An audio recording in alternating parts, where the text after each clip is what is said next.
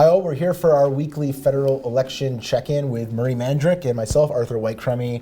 Murray, I think we need to go there. On our magic carpet ride? Yep, that's one way of putting it. Yep. Arabian Nights, blackface.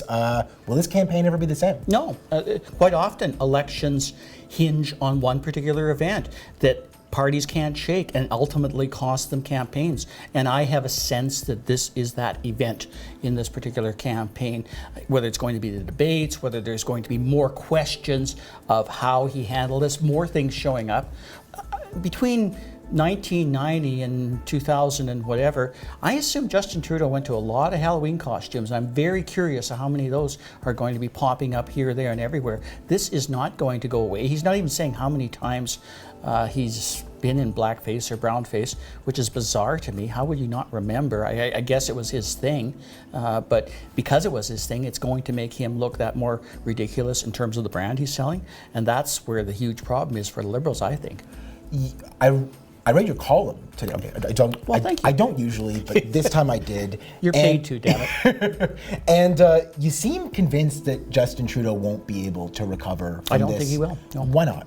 Well, because, and here's why it matters in terms of, as per our theme, there is a certain audience that in a certain part of this country that Justin Trudeau obviously appeals more to than he does out here in the West, where it really doesn't matter what he was doing out here.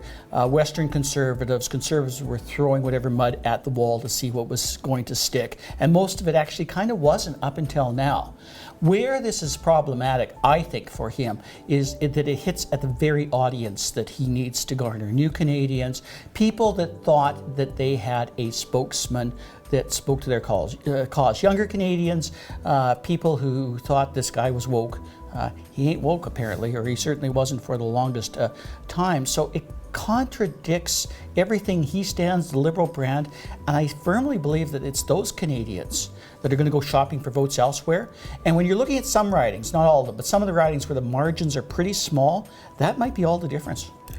On the other side, what does it do to the Conservatives' ability to take advantage of this? Because Scheer has already said that he's going to allow his candidates to stay on so long as they apologize. Can he credibly attack Trudeau for his past transgressions? I don't think he has to. The Conservative campaign has been considerably better. It just has. He's stuck to, in essence, what we call 2007 in Brad Wall running in Saskatchewan and appealing for urban votes, the soccer mom votes.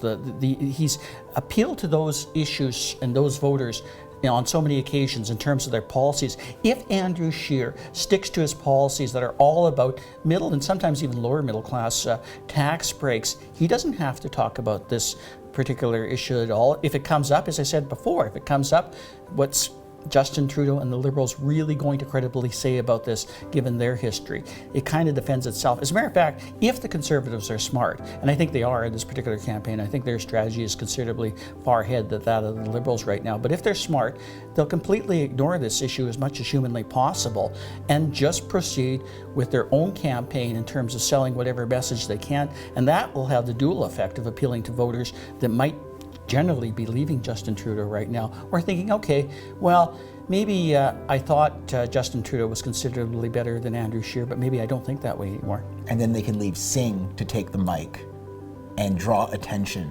to this issue. Well, that's in a more credible way. Isn't that an interesting issue in itself? Because that's a huge. Singh and the NDP were dead in the water up until this campaign and this particular issue. In terms of the younger voters, in terms of the people that might see this as a talking point issue, and it is. If there's anything good coming out of this whole bit of silliness, it's that it's actually engaged Canadians, engaged younger people in politics in a way I haven't seen in a long, long time. My kids are talking about it.